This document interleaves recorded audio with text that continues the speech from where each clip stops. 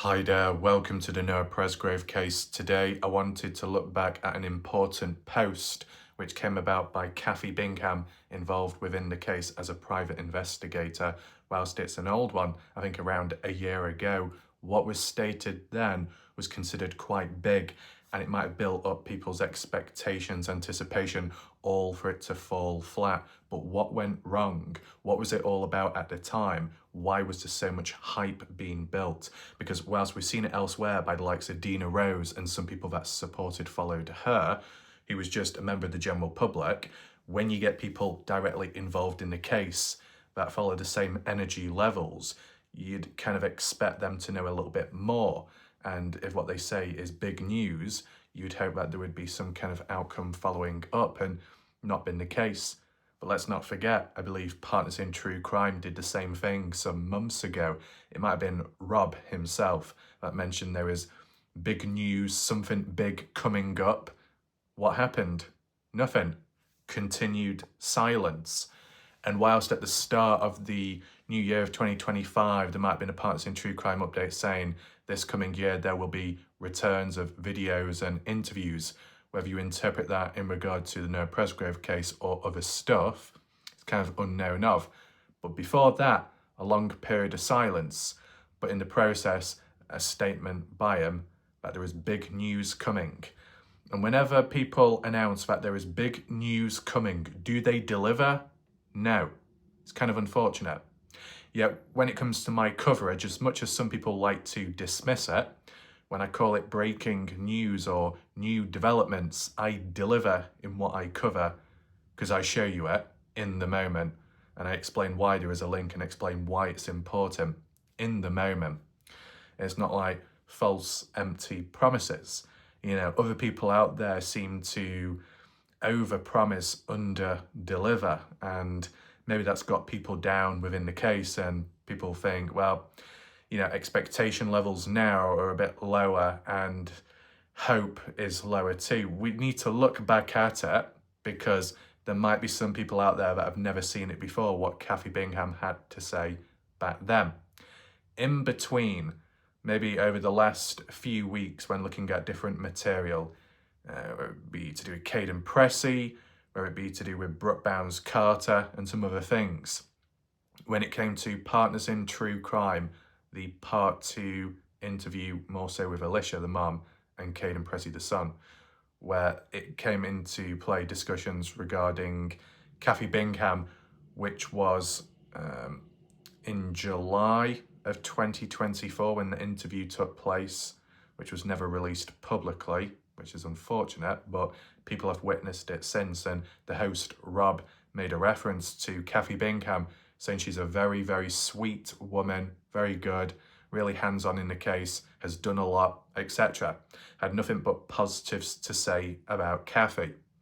Whereas the general public's outlook, to some extent, people were skeptical, suspicious, and didn't have really any positive things to say about her because she's like a conflict of interest, related somehow family to Brylan Sweat, a party goer. So there's already possible biased nature there, and some of a skepticism along the way. Kaden Pressy has made reference to Bingham as well, I believe, in one of the previous interviews, either the police recorded one privately, which was later leaked, or if it be in the first Partners in True Crime interview, where Kathy made references to Bingham with what she offered to Kaden as like a form of evidence to witness himself, and as well her involvement in the case and roughly when she got involved, what she did, how she got involved and beyond. And maybe I can make reference to that later on. But it's like a bit more of a fuller perspective today, where we look at what Bingham had to offer herself and what was supposed to be upcoming, the long period of silence in between, and then the next and last thing Bingham, I guess, said, or at least what I last witnessed, which, to be honest, could be deemed as negative towards Kaden Pressy. Ever since more so recent time, I think Carter made a reference to Bingham. I could be wrong, but I'm sure it was mentioned about how she's a good person and how a lot of people have unjustly attacked her. Now, if I'm incorrect with Brooke saying that, apologies. The only other name I could think of, Robin Smith, but maybe Robin Smith was referring to certain police guys or certain named individuals involved in the case, important people, authority to some extent, who may have been harassed, attacked, and anything else in between, and they don't deserve it. I remember it coming up in recent conversations, and if it all ties in with today's video, it'll be interesting to compare contrast with what Kathy Bingham was like at one point, which could be somewhat questionable. See, I'm going to try and bring that perspective today as best as I can. And as well, there's probably going to be a few other little screenshots and conversations to catch up on as well, maybe in regard to certain named individuals. I don't know if certain people will be present as well tonight, but it is what it is. I do need to respond back, even if certain comments have been deleted or disappeared since, and maybe other posts which have raised a few eyebrows with some maybe from the case discussion page, and then them disappearing in certain comments, or the comment thread itself on post temporarily being disabled, and some people supposedly getting kicked or banned or blocked, and then other external Facebook pages being impacted as well, and chats and groups being either hacked into, or all kinds of weird wacky stuff. And honestly, if any of that is happening just in general, any form of hacking is interesting just because of the timing. Because in the past, you had the light side and people in chats, Michael Facecas supposedly being hacked, Justin Roy, I don't know too much about, Alicia Lee being hacked and some automated system in the house talking to her, whatever. And then some other people in other group chats. And then it spread to maybe Chinese whispers or false panic by others that when there was a simple glitch or error on Facebook or in a group chat, just a simple malfunction, then people started panicking, thinking, oh, we've been hacked as well. Someone's gained access. Who in this group is the secret one that's planted something within? And, what the hell's going on? People really worrying. And it just gets so out of control. But nevertheless, if people have been hacked, that's not good. But then you compare that to now, people on the dark side are being hacked now? Weird. I don't want to get too much into that today because there's a main theme and focus of today, which is to do with Kathy Bingham. I just wanted to throw some little discussions along the way. So for anyone that wants to add on with context or share your points, experiences, you can do so in the live chat if you're currently watching the live premiere. And shout out to those that are present. If you want to share your thoughts and questions and whatnot, use the chat on the right hand side of the screen. If you want to leave additional comments and questions after watching this video or after catching up, be sure to drop your thoughts and comments down below under the video and I can respond back at a later point. If you do want to catch up on recent coverage by me of important videos, you can find them the top right corner where the I symbol is. Just click up there, you get a drop down box, full playlist and some loose previous videos. And if anyone wants to support this channel in a more practical, alternative, anonymous way, down below in the comment section, pinned message by me, will be a PayPal link. And the percentage cut is like 4 or 5%. Compare that to YouTube, Super Chat, Super Stickers. YouTube takes 30 to 40% away. 4%, 40%. PayPal, more practical, YouTube, greedy. And I mainly just say that as a heads up so everybody knows where things are going, what's taken and what's received, just for the clarity. And furthermore, the way YouTube has treated me with time, and is what you've witnessed as well, to an extent they don't deserve shit, okay? With that being said, I think most of it has been cleared up now. We'll start off with the old post, an old post by Kathy Bingham, and just highlight the importance behind it. Here we are, and you know what the most positive thing is? There's like a form of context in regard to when it was like posted, the years, the dates given. I mean, at the top that says 18th of October 2023. The comment below, where it mentions Kathy Bingham, 1 year ago. So 1 year ago, Kathy Bingham had to say this, and I'll read it now. Okay, guys, the truth is about to come out soon. So let's just hang on, because it's going to be a life changer for everyone. It's already that way, but it's going to get crazier. I have been sitting back and listening to everyone, and I'm just wondering why everyone is hiding the truth also. I just wonder how you all would feel if it was your child and not Noah. You all would be doing and acting like Noah's family. You would want answers, especially if your kids claim to be best friends. So best thing to do is let this family ask why and help give them answers instead of hiding the truth. Because you see, the truth is about to come out. And like I said before, oh, what a wicked web has been woven. And then below, Noah was the loyal friend, but obviously he was the only one. So in a way, Kathy Bingham throwing shade at some of Noah's friends, if not all of them, the party goers. You could interpret it that way, as it was mentioned at the time. But the bit about especially if your kids claim to be best friends, you see there's little digs being thrown in that direction. The bit about let the family ask why and help, as in a plea. You know, any of the party goers and parents of those party goers, can you reach out to Noah's parents and provide possible answers? Because you lot all know the truth and are sitting back doing nothing about it. I think there was a certain screenshot at some point by Stevie Howard mentioning, or how some interpreted it, and that's all I'm saying, that Stevie knows the truth, supposedly, but isn't willing to reach out or tell anyone because of how people have treated her. I mean, if there's any truth in that, I'm just keeping it plain and raw just for now, because that's a separate thing. You could understand the possible bridges being burnt down and breakdowns in communication where you might deny yourself of learning the truth because you've pushed someone away too far, or someone might get a little bit petty depending on how they're treated. So you might have to be a certain way with someone, even if you don't really want to, because the case and Noah is more important.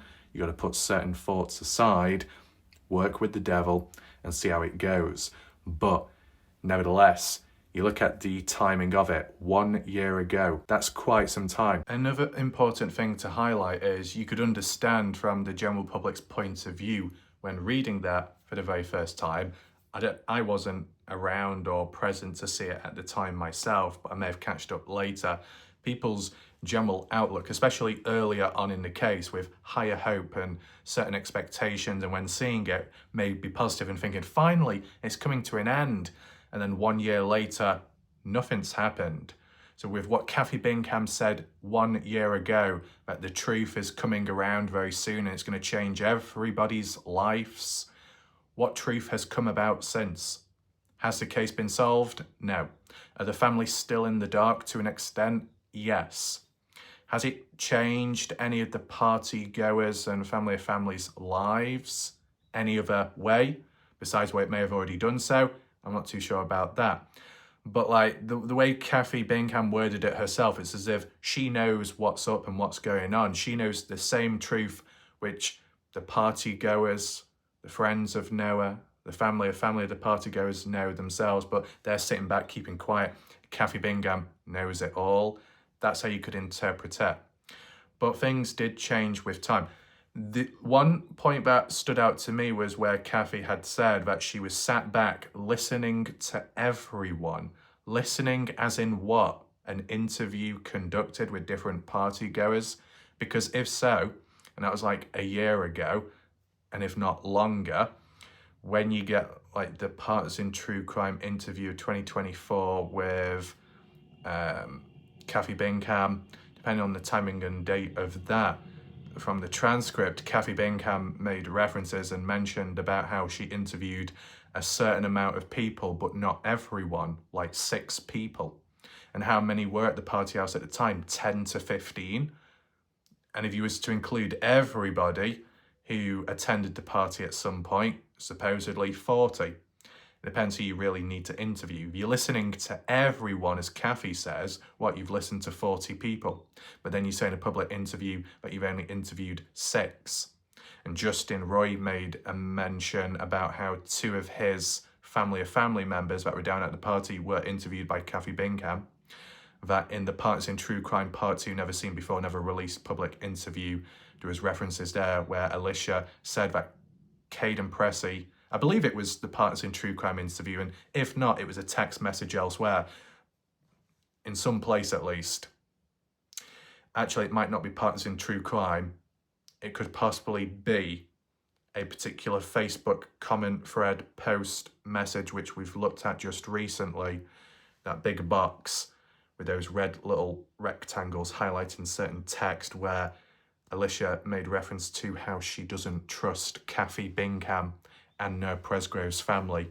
You know, bits and bobs like that. Whether we go back to it again in the future or not, we'll see. Because I know Alicia, supposedly Alicia, from the profile picture on screen, does match their actual profile on Facebook. And it has been updated, so it would make me think maybe it's a more recent one, but nevertheless, I do remember now Alicia saying how she doesn't trust Kathy Bingham at all, because Kathy Bingham was sniffing around, wanting previously to see the private police recorded interview Kaden Pressy. Why exactly? Oh, because Kaden Pressy ended up mentioning her name and Kathy having footage evidence of tampering with Noah's body shorts at the highway, and was shown to Kaden Pressy as a witness, that when it did come out and it was leaked, that then Kathy Bingham wasn't too pleased and indirectly, supposedly, because of the timing, took it out on Kaden Pressy. And I will show you that archived screenshot very shortly, just to show a different side to Kathy Bingham. Not exactly a sweet side, but more a conflict of interest, one-way, one-dimensional side and perspective, which was later deleted, which highlights more questions and raises a few more eyebrows. But to bring it back with Alicia and not trusting Kathy Bingham, Alicia also mentioning that Kaden had already been interviewed or so by Kathy Bingham on 2 occasions, and maybe 2 or one of the 2 that were done previously. Alicia and Alicia's husband weren't informed about them taking place, done behind their backs. So it kind of got up on their own backs. They didn't like that. Felt it was sneaky, sly. But, you know, I guess if Kaden Pressy is of an adult age, you might not need parents' consent the same way as if you were going to be interviewing an underage person. That would be likely different, or at least in my opinion. You need some consent there from the guardians or the parents of the child. But Kaden Pressy being 19, 20, 21 onwards, you know, there shouldn't be an issue, but they still got some people's backs. So it just gives you a bit of perspective as to who may not trust Kathy Bingham and who's a bit negative and cautious and sceptical, besides just the general public, key people within the case, known familiar faces. But with all that, some frustration could have built from Kathy's original post, what I showed you earlier, compared to the state and where it's at now, because nothing has, well, not much has really changed in terms of being closer to justice for Noah Presgrove. And who is Kathy Bingham actually referring to by everyone or other people know the truth and are kind of like sitting back, hiding and not quite assisting Noah's family? And the friends of Noah aren't exactly loyal either, as in they're responsible. I mean, not that Kathy worded it herself, but how you interpret it, Kathy Bingham, it sounded like she sees it as a form of foul play or possibly and murder. Obviously, Kathy Bingham didn't say those words, but the way you interpret it, and that there are people in the case that know the truth but not willing to open up or help. When you keep something secret, either you're protecting yourself or protecting someone who knows, who is responsible for the death of Noah somehow, that at least a form of foul play is involved and possibly murder too. But has Kathy Bingham's thoughts, opinions changed since? You know, that post, what she did like a year ago, if not longer, thoughts could have changed in between. Just like Robin Smith, and maybe we did at a separate time some coverage, one of Robin Smith's comments from the past, said to Brooke Bounds-Carter, I agree, it's not vicious, it's not out of cold-blooded murder. You know, the friends of Noah couldn't possibly do that to him. The good people, it's just not murder. But then another time, before or after, Robin Smith did another comment where she said, yep, it's murder, people know what's going on, but not talking. Along the lines of that. People can change their thoughts, their feelings and mindset over time, for good or for bad. Just like how Justin Roy, with the possible cause of death, Justin previously felt it was a straight up beating, possibly of golf clubs, and ever since kind of adapted and took into mind, acknowledged the possible usage of a vehicular based death. Not hit and run, but the involvement of a vehicle that killed Noah or was part of the killing of Noah, reaching a bit of common ground with other people out there from different sides. But I mean, it's underrated, it doesn't get acknowledged enough. But in regard to Kathy Bingham, before we get to the possible dark side, her involvement in the case from almost at the start, at least if we base it off, I believe, what Kaden Pressy had said. Kaden Pressy made references to Kathy Bingham, if I'm correct in saying. I don't know if Justin Roy made any references in his interview and parts in True Crime, but very roughly, I just remember the reference by key people saying that Kathy Bingham, which was possibly Kaden Pressy, correct me if I'm wrong down below, was really involved in the case, like really early on, like 3 days after the death of Noah Presgrove. Kathy Bingham was already involved, already down there at the property for 3 days straight, watching and observing the Milan family who were at that house, which they did not own, but they spent 3 days doing a deep clean of the house. How dirty and messy was it then? Because at some of the latest footage, what we saw at the party coming towards the end of the party, where people started to wind down and sleep, rest and whatnot, what would be a certain example of a time where you see it from inside? Maybe being a bit lenient here, but it'd be Kaden Pressy's point of view of inside the house at 10:50 p.m. Sunday night. As he was panning around, and visually, it didn't look messy whatsoever. And that was kind of like a general view of the living dining room in a way, panning around. There just wasn't much rubbish about. So I don't know how or why it would take 3 days of deep cleaning and cleaning the house up by the Milan family, of all people. But that's, from what I remember, what Kaden Pressy had said. And apologies if it wasn't directly Kaden mentioning it, but I definitely remember those words being said by a key person at least, and the first named individual that comes to my mind is Kaden Pressy, right? I don't know if anybody else is on the same wavelength as me, hopefully so, but I definitely do remember the mention of it and the involvement by Kathy early on, and with being connected to some of these party goers or the odd one like Brylan Sweat, and being connected with other party goers' parents and whatnot, knowing everyone, being involved. And, you know, if you do know everyone or know quite a bit going on, isn't it a conflict of interest if you get involved to begin with? We heard the mention of Kathy Bingham did it free of charge. Why would someone be offering their services if they're so good at what they do free of charge? Normally you would, you know, require a form of payment, but if it's down to being a part of the community, being related to certain people, caring, they're willing to do it without being paid. But sometimes when something is free of charge, it might be too good to be true, or there might be a catch that comes with it, possible quality, possible conflict. And maybe that's what came about, because when it comes to Kaden Pressy in that police interview of June 2024, which was leaked at a later point in time, Kaden Pressy wasn't responsible for it being leaked, but Kaden Pressy took a lot of attacks and flack because of it, because of other people's mistakes, putting trust in the wrong areas, maybe with the wrong people, and then others maybe backstabbing the original, if that is Alicia Lee. And Kaden Pressy caught up within it all. And all Kaden did originally was simply record on his own device his interview with police at the time. As for the names of the people that were interviewing Kaden, I always forget. Was it Zachary Wright or Anthony Linares or another individual named person?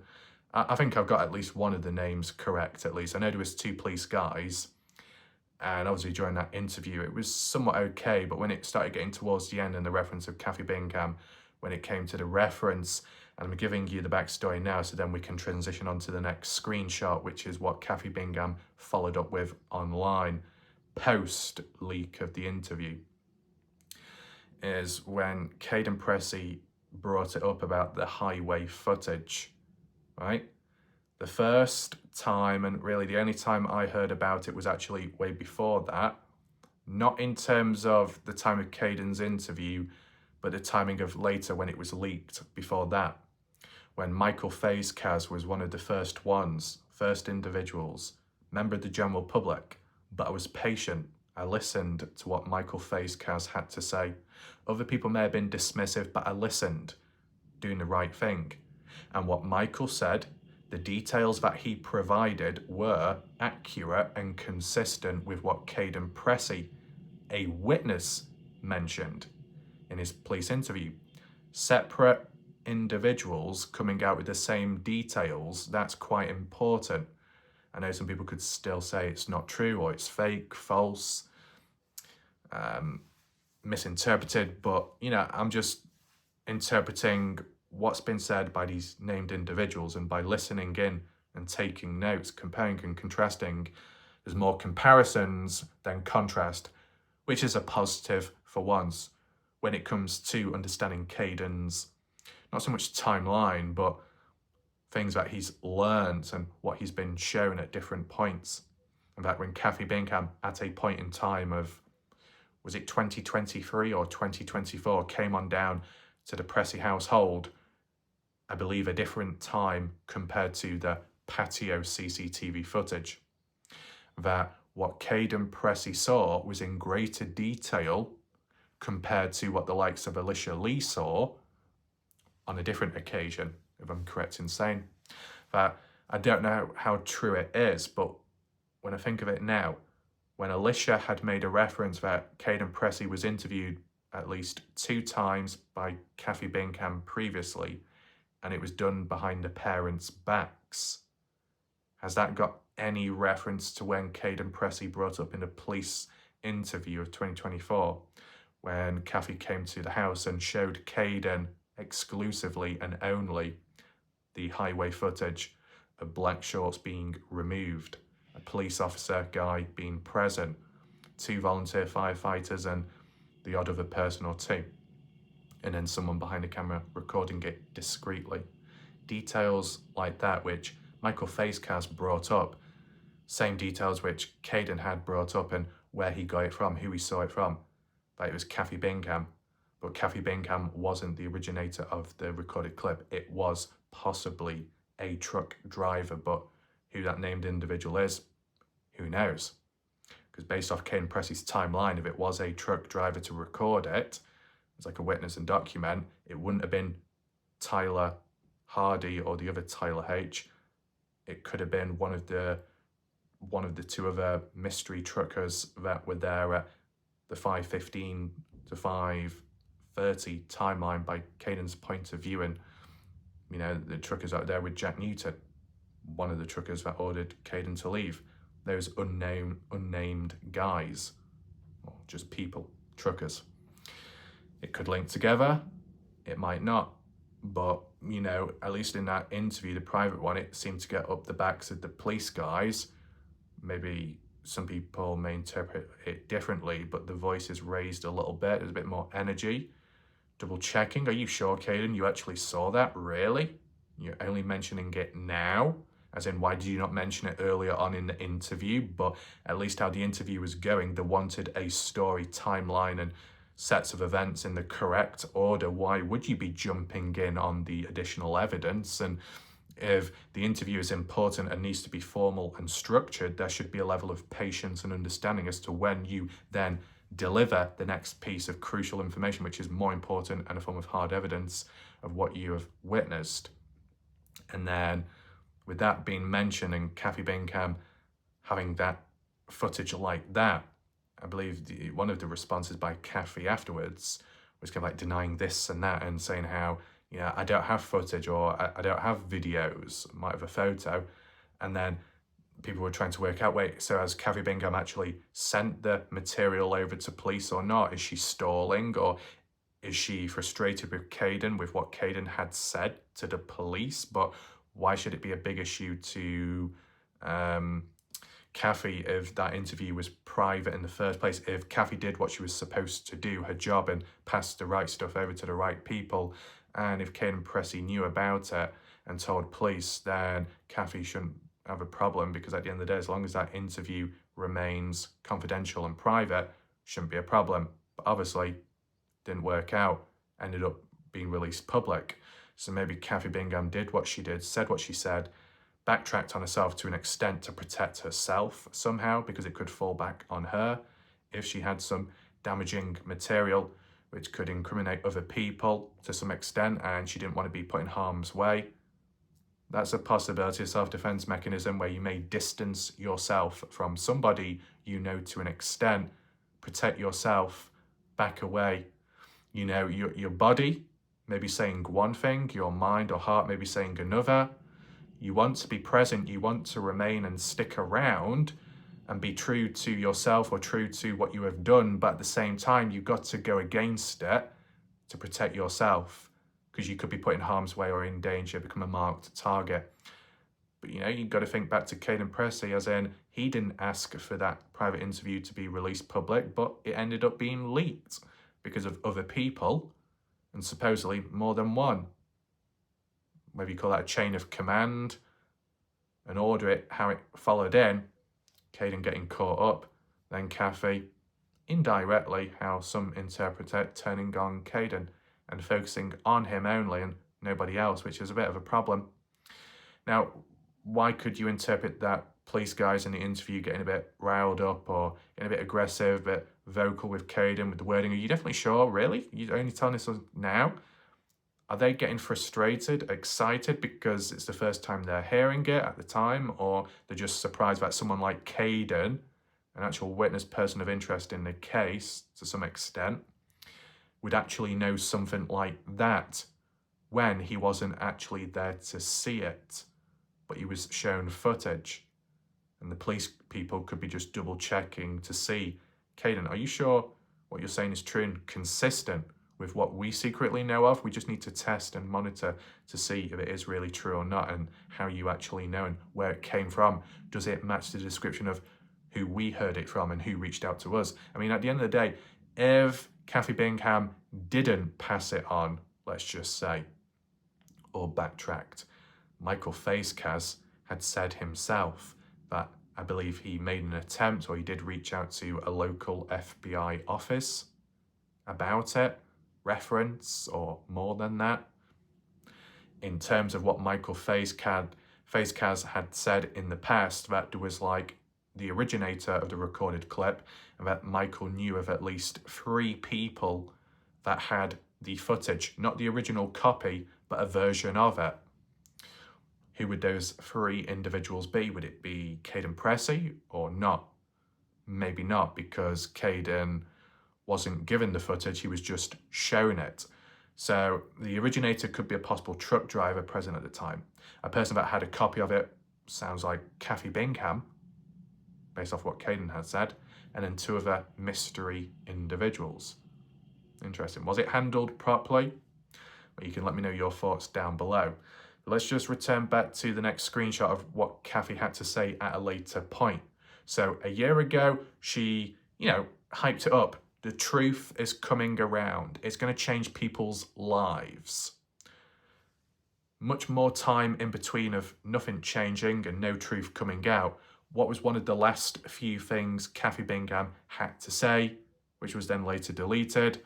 Let me show you on screen. In regard to this particular screenshot, which I've documented in the past on my channel, which could give a closer date to when it came about, whilst it does say just now posted on the case discussion page, it's not. It's many months old by now.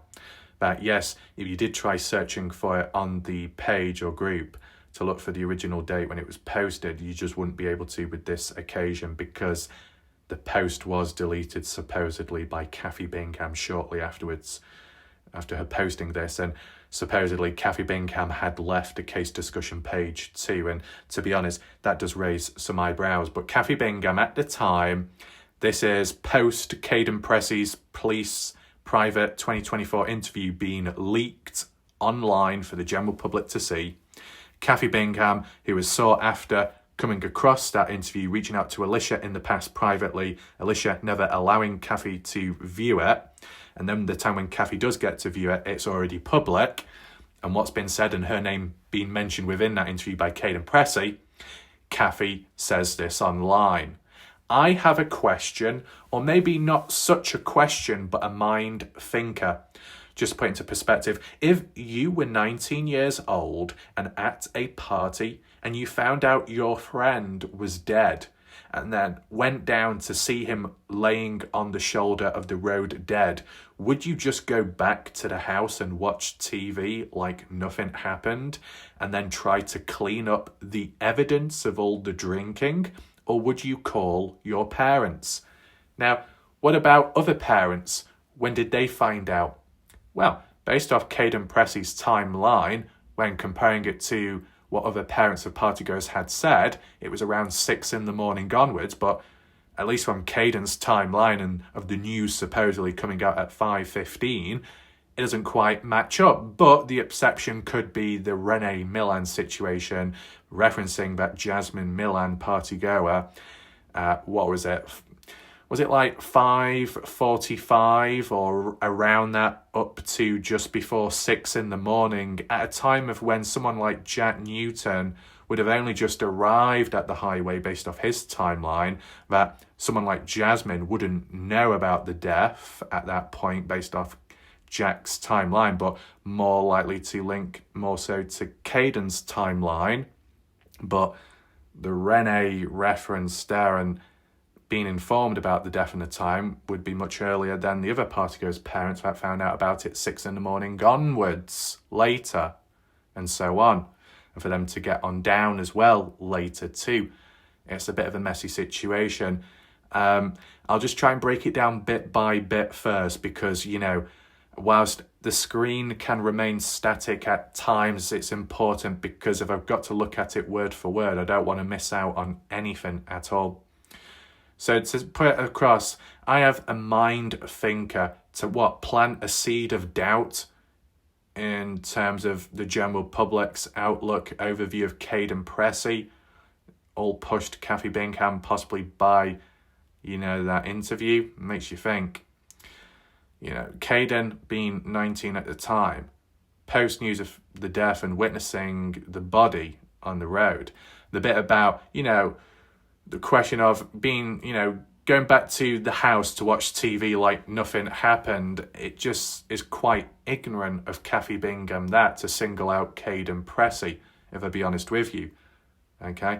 Because Kaden said himself, based off his timeline and his point of view, Kaden was told by one of the unknown truck drivers who was present at the time at 5:30 in the morning. The trucker was swearing and also ordered Kaden Pressy and the guys, Brylan Mikey, which is a bit odd because we've seen that counter Snapchat post, but supposedly Mikey, Isaac Rojas and Kaden, to head back to leave the area. And Kaden Pressy agreed because he respected his elders, as he said himself in the interview, and he left, returning back to the party house. But as for Jack Newton, Jack was allowed to stay.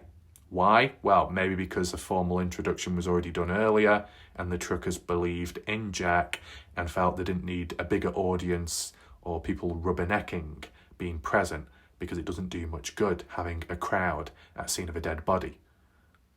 There's that possibly. Kaden Pressy simply respected the orders and wishes.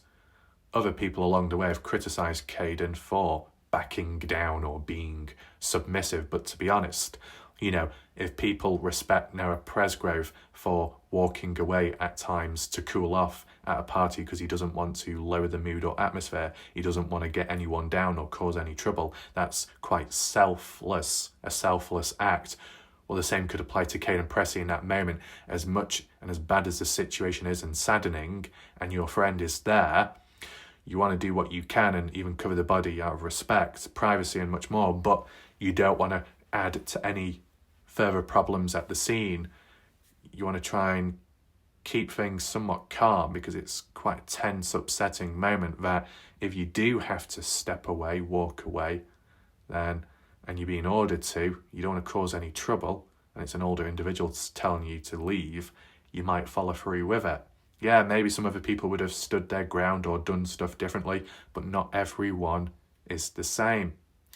But for Kathy to single out Kaden about what he did afterwards when he got back is somewhat ignorant. To add on with extra details from what Kaden Pressy said himself in his own point of view, Partners in True Crime Part 1 interview, that when Kaden had made it back to the party house and the girls were, I guess, in the kitchen area crying around a table, Kaden sat down to watch some TV, but not out of entertainment.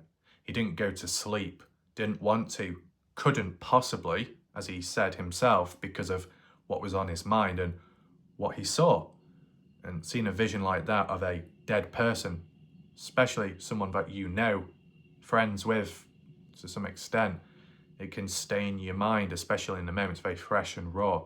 Trying to deal with it and work everything out, process it, a range of different emotions. There's a lot going on in a short space of time. It's not possible to sleep. There might be some exceptions with some people that can manage and have, in other situations where a person's done something bad and they can still sleep at night. But, everyone's different once again.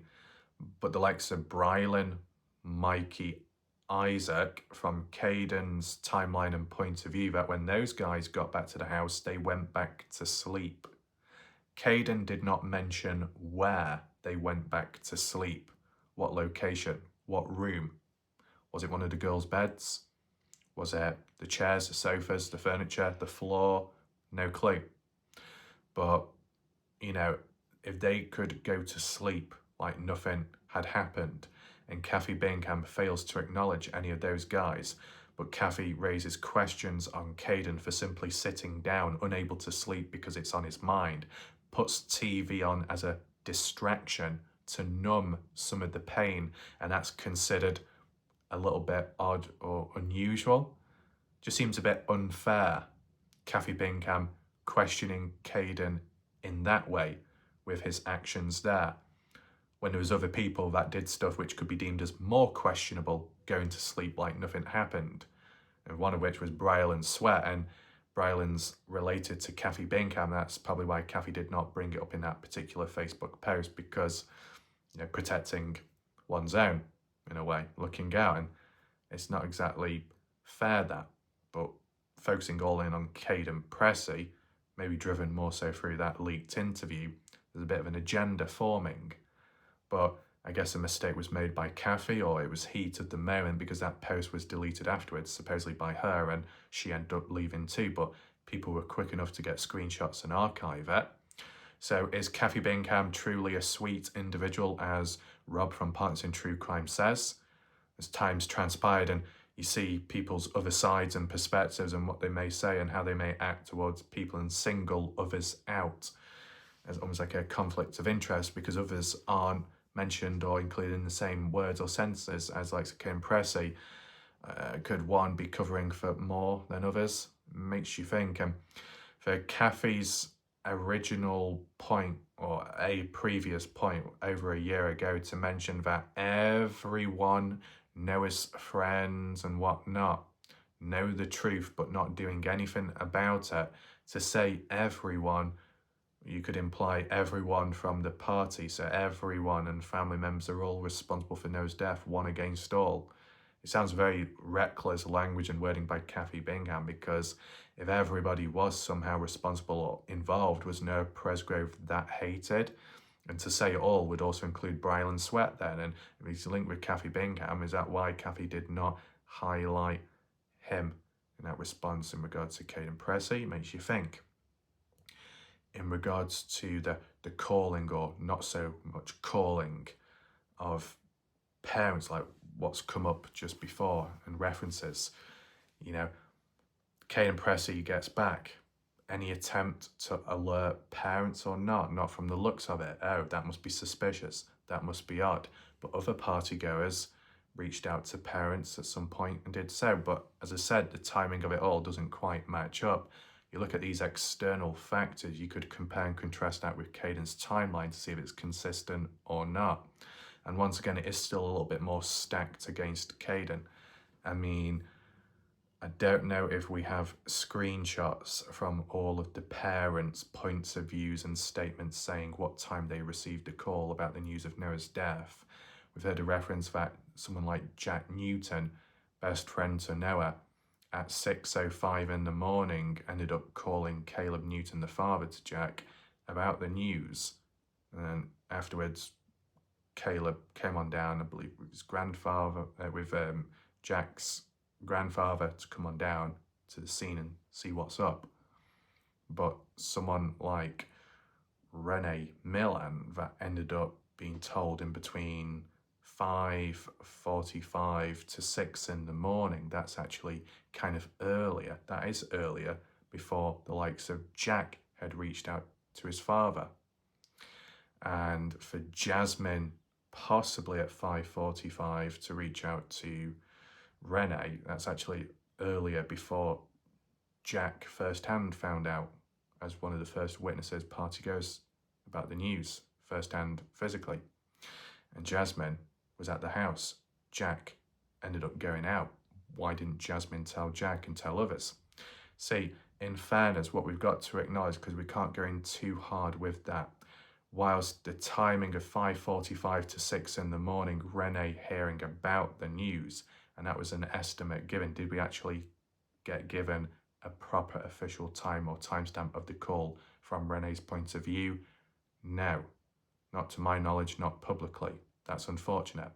A rough estimate can mean at the earliest 5:45, but also at the latest at 6 in the morning or so. It could be one or the other, or in between. But still, overall, it's still earlier than the likes of other partygoers' parents hearing about the news, at least. And it's the one which is closer, much closer to Kaden's timeline than other people's, of 6:15 onwards. So there's that. But then again, the timing of it all, just trying to think. No, I think I'll leave that part there for now.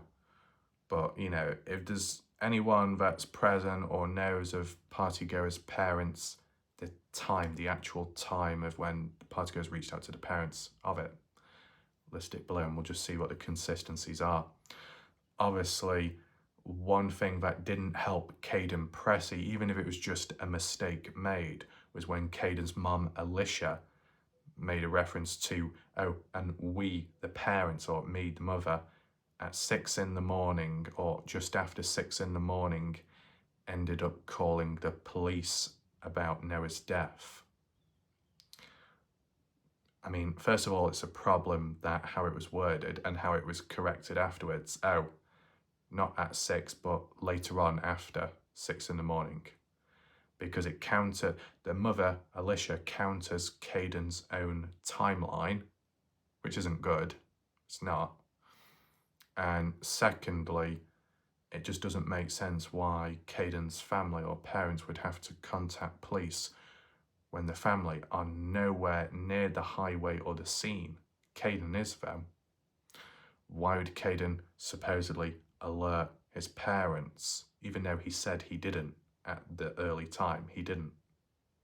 Kaden said that at around 7 in the morning, he was told to leave by Renee Millan, and then dropped the guys off, Brylan, Mikey Isaac, where they live, and then Kaden getting back home at around 8 in the morning, 8:15 onwards, to then inform his parents firsthand, face to face, the news.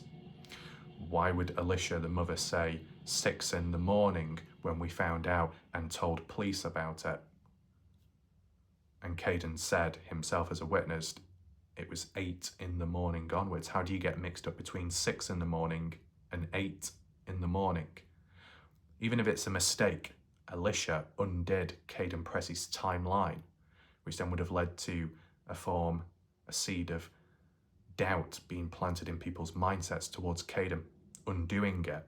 It's an unfortunate possible mistake, but costly on Kaden and people's outlook to some extent. And to edit it afterwards and say, no, not 6 in the morning, 6 onwards, as in like everybody else when finding out, as in based on Kaden's timeline. But from 5:15 in the morning when Kaden finds out about Noah's death to 8 in the morning when his parents are informed by Kaden himself, that's a big gap in between. But of course, everybody reacts differently. Some people may seek comfort fast. Some people may seek closure as soon as possible. Others may reach out to a loved one as fast as they can to spread the news, good or bad. Kaden may have been in shock, didn't know what to do, and didn't want to wake his parents up because of the timing. Maybe. So Kaden suffered in silence in the moment. That's how you could possibly interpret it. I mean, out of all of the party goers there, like Mikey, Brylan, and Isaac, did any of those guys attempt to call their parents about the news or not? What about if, and I said, the official timing of when Justin Roy's family of family members left that party, at what time did any of them, if any, were still present, did any reach out to parents or family about it or not? I mean, if they weren't there because they left earlier, fair enough, you wouldn't expect it. But out of everyone at the party house, how many contacted their parents or family members? All at the same time, spread out. Kaden's timeline didn't really mention him acknowledging anyone else reaching out or calling at the time directly, unless if you made an acknowledgement to Renee Millan arriving from Kaden's timeline of 6:30 in the morning. But as Renee said herself, and how people have interpreted it since, that Renee arrived at the house or close to the house at around 7 in the morning. The actual timing of when Kaden said that's when they left and when they were told to by Renee. So it's a bit dysfunctional, that, isn't it? The reference by Kathy Bingham about, just after getting back from the highway to end up clearing up evidence of drinking. What does that say? Oh, because Kaden's covering for someone, himself or others, and that makes him a bad person. Well, Kaden said himself in one of the interviews that he did what he did because he didn't want anyone getting in trouble for the drinking situation. Kind of sounds like Kaden Pressy was aware of the, social hosting laws and didn't want him to be broken or to be found out by police, didn't want to get punished, didn't want anyone to get punished. So you could say Kaden Pressy did a selfless act there. But at least from Renee Millan's point of view is that Kaden wasn't responsible for it and didn't do any of that. But Kaden had said in counterpoints that he did, and it was his idea. And Kathy Bingham also seems to agree that, yes, Kaden was responsible and he did do that. So even if, Kathy Bingham's kind of in the middle about that, in a way, but leaning more towards Kaden, but not in a supportive way, inconsistency, but more in a way to say, yeah, Kaden was cleaning up evidence. And if you're doing that, what else are you doing? Not that any direct keywords were used or Kaden being accused of anything, but how you interpret it, it did sound like Kathy had it in for Kaden at that point. And it just seemed a bit unprofessional for a private investigator to lay in like that and do it publicly.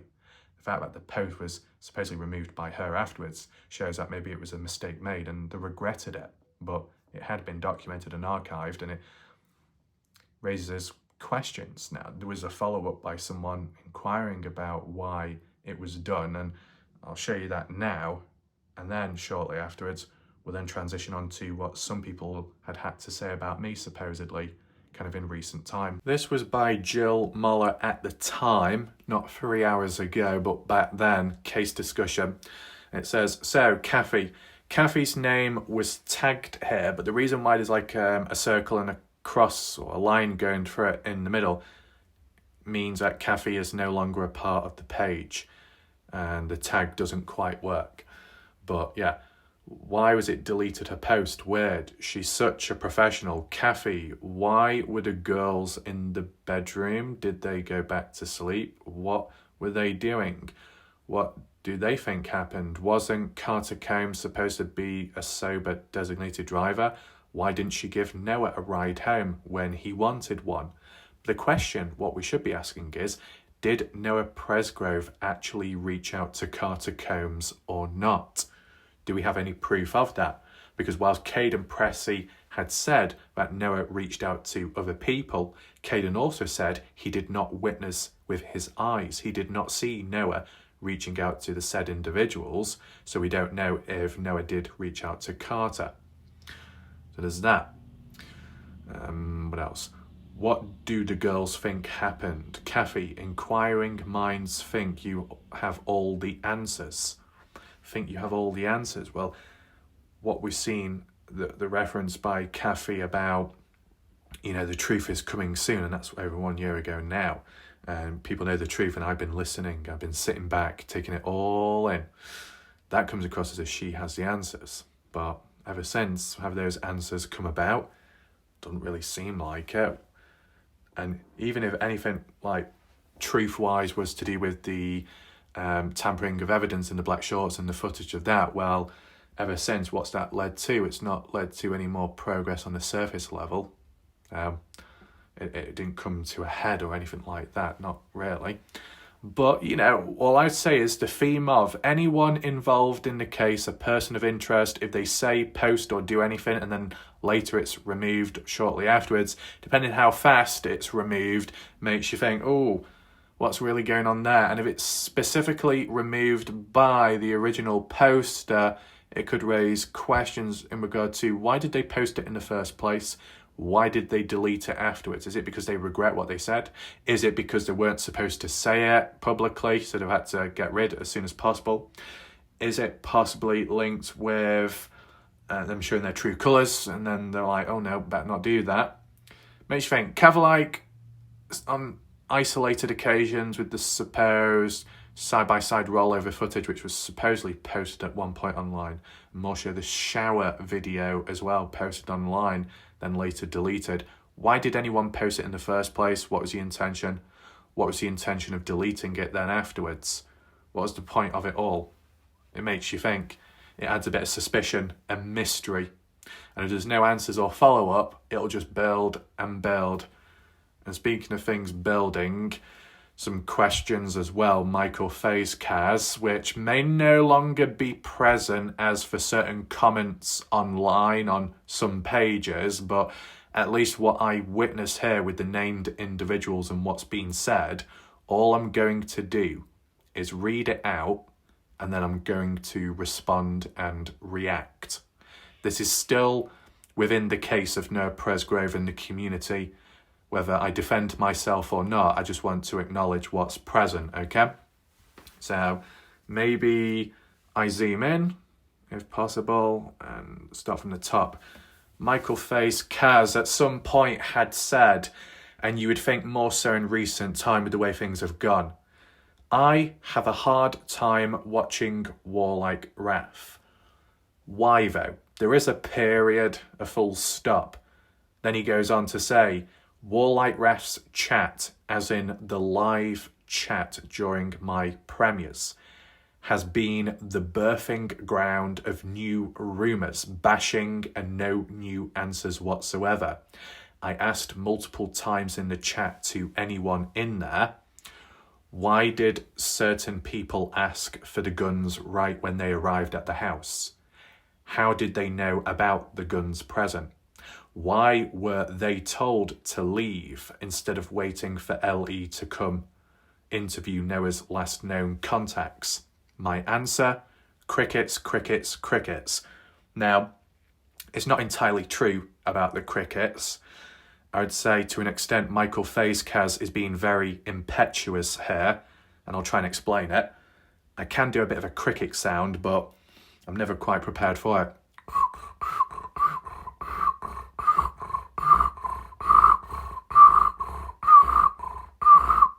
Something like that. A little bit better this time round. But we just focus in. I want to break it down bit by bit just to provide that perspective of what I've witnessed and what I've seen.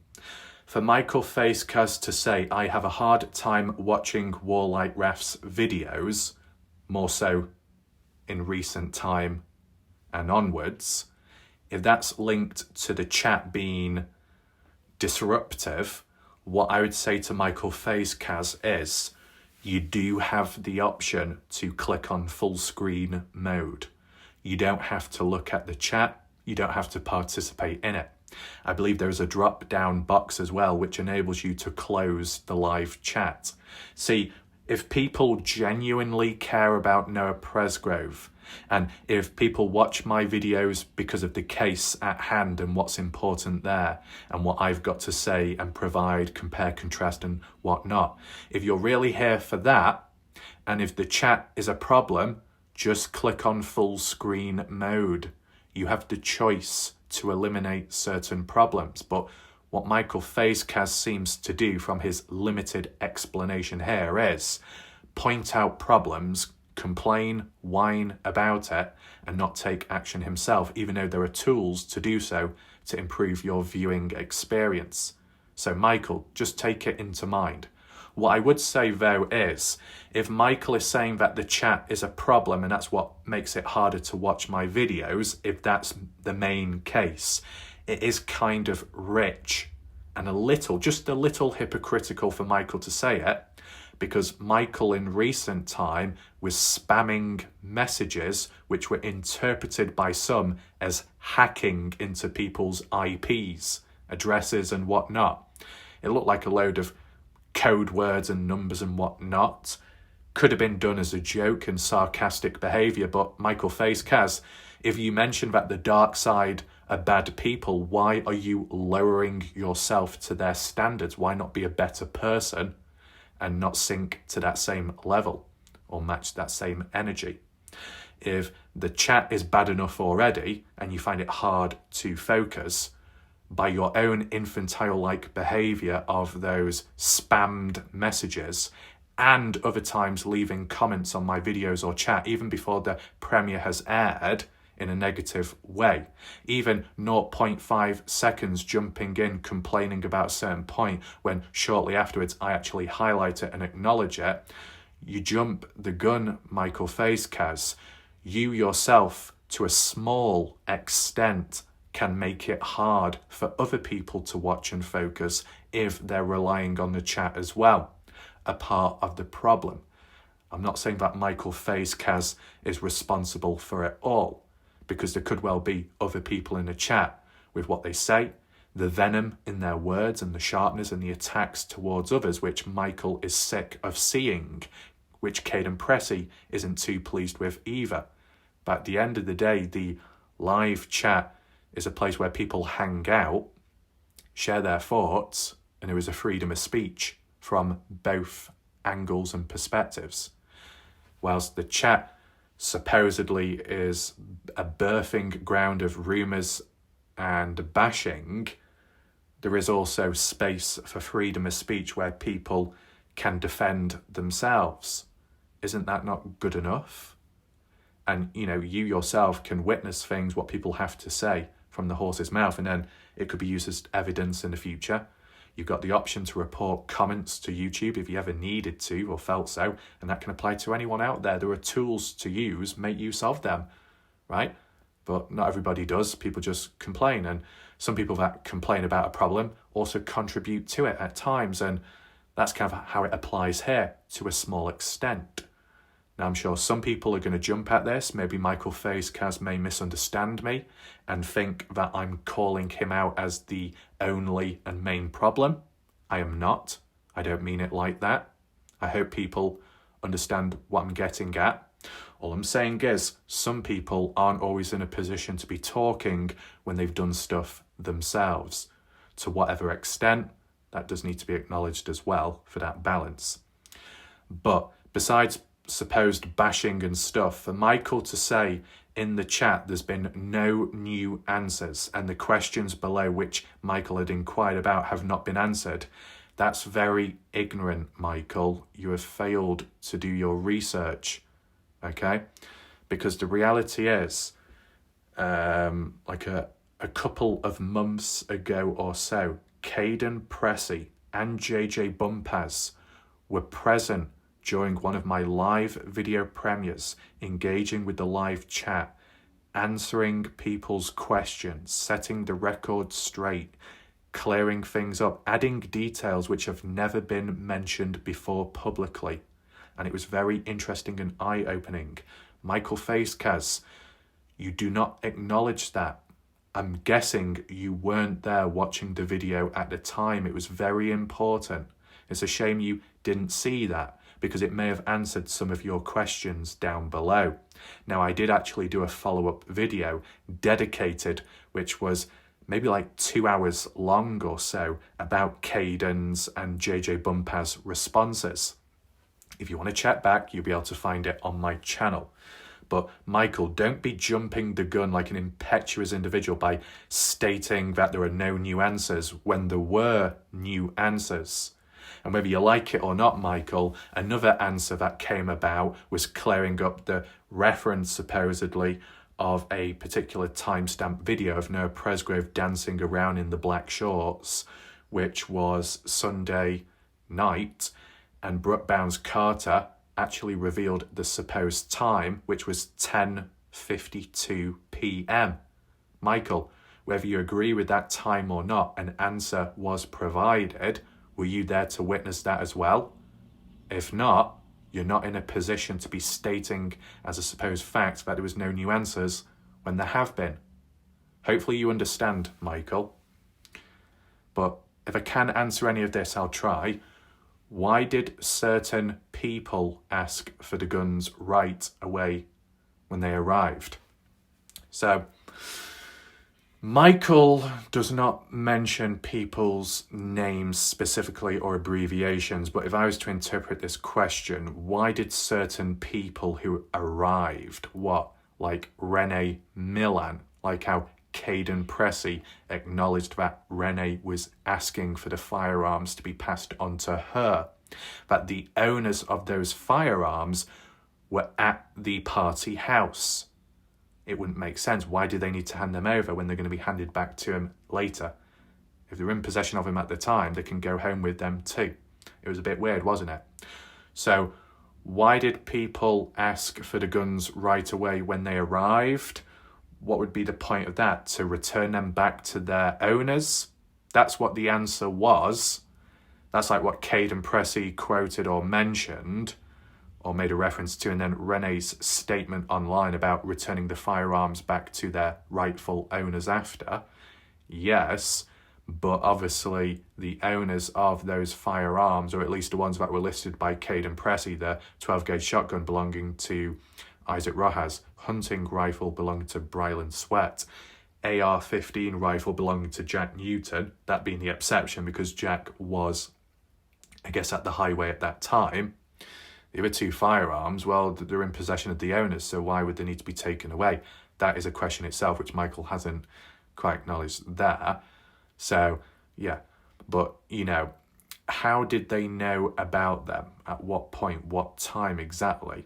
Well, in terms of being informed, whether it be because they knew of certain party goers that had gone there, Snapchats online of finding out that way, or if it is something like when, because Kaden Pressy made a mention of certain people coming down to the house, 2 of which returning back. So I just want to return back to the first question here to then move on to the second question and answer it there, possibly, from my point of view. Whilst, there's certain people that ask for the guns right away. What I do find interesting with Michael's question and interpretation here, there was more than one person that wanted the firearms, or at least inquiring about them. But from Kaden Pressy's point of view as a witness, Kaden Pressy a witness, Michael Faze-Kaz not. Kaden said it was Renee Millan inquiring about firearms, and Renee Kaz said that herself as well in her own statement, which didn't time with Kaden's, but in terms of only herself mentioning, the reference of firearms and rounding them up. Why does Michael Faze-Kaz, who is not a witness, say certain people, as in that could possibly be interpreted as more than one? A person is one individual. People is more than one. So for specific people, more than one, to ask about the guns when they arrived, that would imply Renee Millan, of course, Renee's husband, Stephanie Millan, daughter, and Stephanie's boyfriend. What, all 4 of them, or 3, or 2 of the 4 of them wanted the firearms? That's what Michael interprets here and how he states it. But Kaden, as an actual witness, only mentioned Renee's name about the firearms. So who would you believe more? Kaden Pressy, who's a witness, or Michael Faze-Kaz, who's a member of the general public who wasn't there? So the wording and language with the first question is a bit unusual, if I'll be honest with you. But indirectly, which does not quite answer Michael's question, but does provide consistent answers, which is a positive. When you look back to Kaden Pressy's private interview to his public interview and Partners in True Crime, in one interview Kaden had said Renee arrived at 6:30 in the morning. That was in Partners in True Crime. Kaden said in the private interview, with no time given, that when Renee, the mother, arrived for, Jasmine Millan, Renee arrived with her husband and her daughter Stephanie Millan that returned back to the party, and Stephanie's boyfriend as well. So one interview, it's just Stephanie coming to the house. In another interview, multiple people. Which one's right, which one's wrong? Well, it just so happened, Michael, that a couple of months ago, when I did a video on YouTube, live premiere, Kaden Pressy had joined the live chat, answered questions, and reconfirmed with a form of consistency that yes, Renee did arrive at such and such a time, and the husband did, and Stephanie Millan did, and Stephanie's boyfriend. So 4 people arrived, 2 of which returned. Out of those 4 people who asked for the guns right away, well, from what Kaden was saying, it was mainly Renee. So some confirmed or consistent details added there, which was good by Kaden. Is it directly new answers? Well, being honest, no. But if we move on to point number 2, if the answer that Kaden gave, that Stephanie Millan, the daughter, returned back to the party onwards with the mother Renee post-news death of Noah Presgrove, well then it means that Stephanie would have left the party earlier on at whatever time to possibly get to Renee Millan before the news and death of Noah, maybe. And then they returned back because of what happened post-news of it coming out. Being worried, Jasmine's still been at the house, looking out for one another. It makes sense. So how does that answer, how did they know about the firearms in the first place? How would someone like Renee at least know about firearms if she wasn't there? Well, if Stephanie Millan was, which she was in the party footage to an extent, and was aware of the firearms about, at whatever time Stephanie Millan had left to then go on to a mother's visit or hang out or text at some point. and told her about, oh yeah, there was firearms at the party, that's one way you would know. You don't have to be there yourself to know whether they were or not, but if you're connected with someone that was there, that then passes on the message from their own point of view afterwards, when coming to visit you, or through a text or conversation, that's how you can know before you've even got to the house. For Stephanie to return back to the house, she was already there earlier, and if she was there earlier, she would have witnessed the firearms. So when she had left to go on elsewhere, then be in contact or in proximity with Renee, the mother, such as on the trip way down to the party house and highway, a conversation could have come about there about, hey, Mom, Renee Milan, did you know that the partygoers had firearms? And that's how it could have come about. It's not a direct answer, but it's an alternative way of looking at it. So, yeah, maybe up to now, Michael Facecast could be correct in, yeah, but there's still no new proper answers. Well, let's just move on to the next question. Why were they told to leave? Now, what does that mean, they? Who's they? Is that Renee? Is that Stephanie? Or is it more so aimed at Kaden Pressy, Mikey, Isaac, Brylan, that did leave? See, from what Renee had said herself on a statement on Facebook, she did not tell or order the likes of Kaden to leave. But from what Kaden had said, they left. Kaden confirmed that in his new answer, in the same live chat premiere video that I did, where Kaden said, yeah, Renee told us to leave. So that's a bit of a new answer. As for why, well, it's not quite well, no, it was. Well, from what Renee was getting at was, there's no point tidying up or getting rid of stuff because police are going to know what's happened.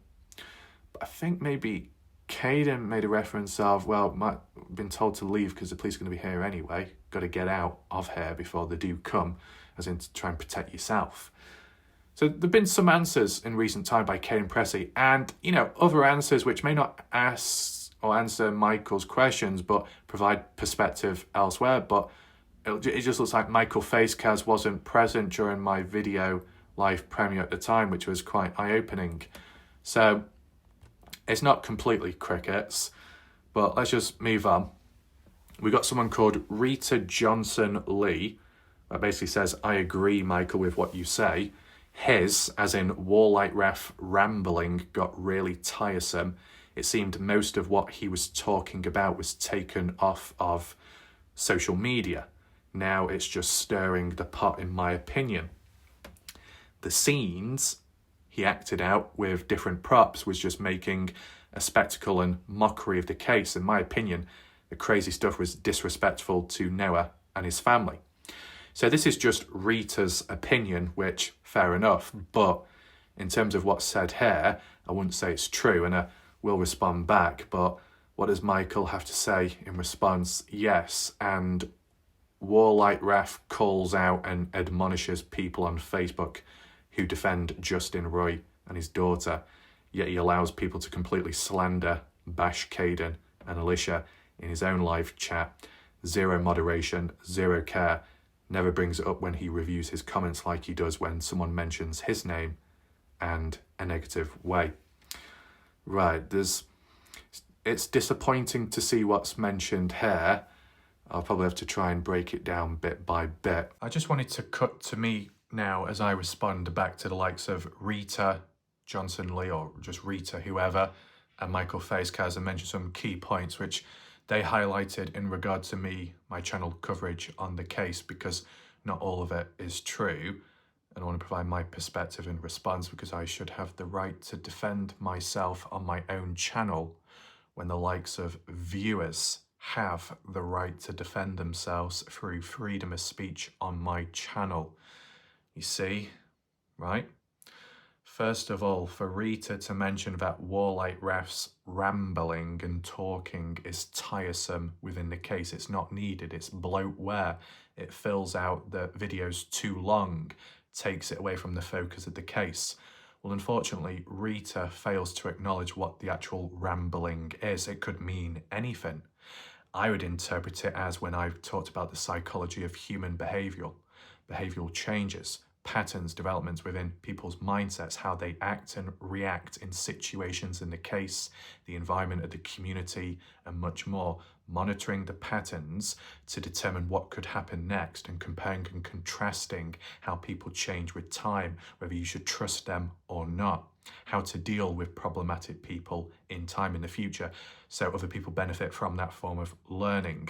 That me highlighting the dysfunctions within the case can link from humans being the dysfunctional ones, the problem in the first place, and with the same said individuals being in line with the case and for the case, that's in parallel to the case. And if they're the problem, part of the problem, the causation or spreader of the dysfunction, it's all in parallel, it all links and ties to the case. And Noah Presgrove, that's why those points need to be mentioned. And by highlighting the dysfunctions as a means of spreading awareness, so people are more aware of their actions or behaviour, and others are aware so they can protect themselves and then move forwards in time. You make awareness of certain problems and issues in hopes that they might be adjusted, fine-tuned or fixed by others, whoever caused it, or could be able to control it in better ways. But then if you get the likes of Rita that says rambling, possibly such as that, is tiresome, you kind of like dismissing it, aren't you? And when people are very dismissive of one trying to spread awareness of an issue in a case or community, it's as if it doesn't matter, just let it happen, and you wonder why the cycle keeps going on and on and on. It's not going to change, it's not going to improve if you just ignore it and bury your head in the sand, right? It's still kind of small scale because it's not like a massive part in life, but if it's somewhat easy to control and it can help and benefit the case, then why not act on it or at least acknowledge it? But someone like Rita is being a little ignorant there by just calling and possibly interpreting that area and field of what I talk about as rambling. But it's not rambling. I have come across a range of other humans in time in the past that have called me out and said, you're just rambling, this and that. But it's always come down to me analysing human behaviour, the mindsets, the way people can act, the attitudes, the cancer within people, the toxicity. That's what's been the consistent flow within it, where people have called me out and tried insulting me at a time, a theme of when I'm analysing humans, right? So it wouldn't surprise me if it's happening again here. It would also make me think that besides being an ignorant, one-dimensional individual, those that are very dismissive and quick to count it as just rambling and it's not important enough could be the main problem of the problem itself and the causation of it. If you're completely ignorant to it, or you don't care, you don't think it's that important, it continues on. And with that attitude, you either create it or you spread it as well. So, you call it tiresome. I call your attitude ignorant. Simple as. And it's not an opinion, it's a valid observation. Okay? Moving on. For Rita to say what WarLike Wrath does mostly is taken off social media is a bit of a, in a way, kind of like a backwards approach, because if you did witness what I've covered in other ways, you wouldn't be saying just that. I mean, for Rita to mention about WarLike Wrath acting out scenes, doing the reconstructions and the demonstrations, it's kind of a contrast to what she said earlier about all WarLike Wrath mainly does is look at social media posts, read out comments, and that's basically it. Oh, but by the way, he does other stuff as well, creative formats. You've contradicted yourself there within the same paragraph. It's not a good look, right? And not like a full-on hypocrite, but just kind of a hypocrite. And what I've said in life is, once a human becomes a hypocrite, they cannot be trusted. That's my mindset, and it's been proven with time as I've studied humans. But, this is a very boring, repetitive, default line, what people tend to use when reviewing me or my channel. All WarLike Wrath does is go on social media and go on Facebook. The same default line was used by certain individuals back in the Dylan Rounds case, including Kaylee, that YouTube channel, and some audience members and Covents back then. All WarLike Wrath does is this and that. Absolutely no acknowledgement to the map analysis videos that I did, mapping it out, the possibilities, the theories, the timelines, the location of Noah's dead body where it was found, and the same with the Noah Presgrove case, and providing a form of visual learning with some forms of factual information as well, combining it together so you get the best of both worlds, and done in a creative way which most people normally don't do, making it unique, allowing me to theorize and come up with possible ideas which later could possibly turn into facts or events based off evidence collected along the way. And yet Rita fails to acknowledge all that I do, and in a way Michael Faze has as well. So it's very disappointing to see, because besides social media, I have done other stuff. But even if I was to look at social media, such as the case discussion page, or a page which Rita is commenting on, and even Michael Faze, who may be an admin or moderator to, shouldn't those people be actually grateful that I'm relying on those said channels which they're a part of, showing that I've got a form of respect to those people and channels because I'm willing to learn and listen along the way as I then apply it to my knowledge and understanding in my videos? Why? What would you rather me do? I don't bother looking at the pages, so I make everything up in my mind. Once upon a time, there was an individual that was walking down a highway, found a magic bean, planted it in the ground, a massive beanstalk was created. The person turned into a potato. They tried climbing up the beanstalk and fell off, hit the ground, and then a vehicle ran over them and they turned into mashed potato. The end. Is that what you want me to do? Oh, it's so creative. It's so far from social media and not just relying on that. It's actually creative. Oh, but by the way, it's misinformation. It's disinformation. It's rude. It's a mockery. Make your bloody mind up, okay? See, when I started off in this case, I first relied on the Army page as a form of learning, and it was helpful. Then one of the main Reddit pages, I mentioned the positives. I acknowledged it. I reached out to the key people as well and acknowledged them. Shouldn't that be seen as a form of respect, which I have towards people? That I acknowledge that they know more than me, that they're more experienced than me, so I was willing to spend the time to listen and research. Why would you rather me not do that and just completely ignore people, do my own stuff, but in such an ignorant way that I don't acknowledge people's points of views or research? Then people would have something else to complain about. So I think it's a bit unfair what Rita and Michael are getting at there in a way, right? All WarLike Wrath is just do this, like it's a bad thing, you know? What? So like sticking to some kind of possible truths is a bad thing now. You kind of contradicted yourself, kind of implying that I shouldn't be doing it and I should be doing other stuff in incorrect ways. What I actually do is I do both social media and additional things. And what I don't get is with Rita's mindset there, all one does is look on social media. Well, what else are you supposed to do? Because at the end of the day, there's no full-on press conferences, press releases, constant interviews. There's none of that. The next best thing you resort to is social media online. Just so happens that certain party goers and witnesses have commented and reached out online. So you're telling me if I do that and go on social media to look at their responses and things, it's not creative, it's not original, it's really bad. Well, with that same silly mindset, Rita, you might as well call out every person that attends high school, college for attending classes, learning, researching, being told what's what, what's true, then doing research as well, looking online, doing homework and whatnot, studying and learning upon other people's research and foundations. Not that you've done it yourself, not that you've conducted the experiments or research yourself, but you're using other people's material, you're learning from it and applying it to your own knowledge. Oh, now is that suddenly a bad thing, academically speaking? You shouldn't be doing that. Oh, everybody should be independently researching themselves. Well, maybe it's not always possible. Maybe too many hands in the dishes messes it up. Maybe the environment you're in, it's just not possible. Maybe the stage you're at in life, it's just not possible. Come on, what are you saying now? Oh, WarLike Wrath and other people, all 10,000 people need to turn into private investigators, all march down to the scene of the highway, investigate the grain and the gravel, check for all kinds of stuff. And that's really going to clog up the highway and block the road off. Great idea.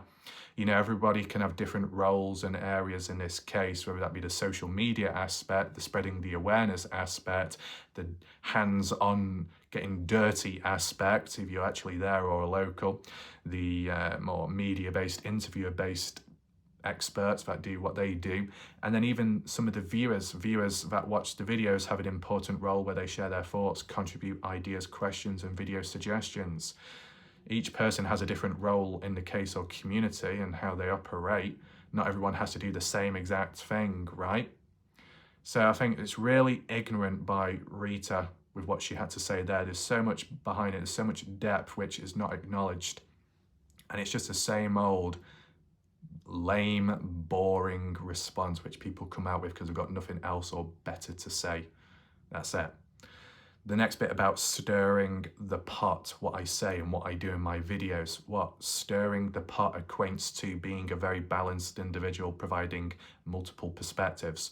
Well, that's great to know, Rita. You want me to become more one-dimensional just like you? Yeah, that's really going to help, isn't it? And to be honest, when I hear about stirring the pot, there was members on the Army page, case discussion page over time that were stirring the pot and forcing it in a particular direction as to who's responsible. The Dina Rose lot, the shouty voices and the believing in it of certain outcomes and the truth is coming, you could possibly say, and I know some people could say, yeah, well, what's going on in the background is different, blah, blah, blah. But, previously before that, Dina Rose was kind of like the equivalent to Kathy Bingham in saying the truth is coming out, it's coming soon. Never did. But people believed in it and were let down, kind of stirring the pot, messing with people's emotions, emotional language being used to get people's hopes up and then be let down, trust issues caused from it indirectly. Yeah, it's really good, isn't it? Stirring the pot and yet, no evidence of that, at least from my perspective. You could say that there's people on my channel that may stir the pot over time, but that's from different sides, light and dark. I can't be babysitting everyone. You've got to take that into mind. But moving on, the next point mentioned by Rita, that WarLike Wrath is acting out scenes, doing the demonstrations of what could have happened. It makes a mockery of the case. I mean, what you got to ask yourself, Rita, when I'm doing those demonstrations, and even right now as I'm talking directly to you, does it look like I'm having the time of my life? Look at my face, look at my eyes when I'm talking to you. Does it sound like I'm having like a happy holiday? I'm talking in somewhat of a monotone voice with a deadpan face. That's just because how I normally am nowadays, just because of what's happened in the past. But at the end of it, reality is, there's a consistency in the voice, the tone, vocal cords, the focus, the wording and the language, physically, verbally, demonstration-based or on screen. It remains consistent.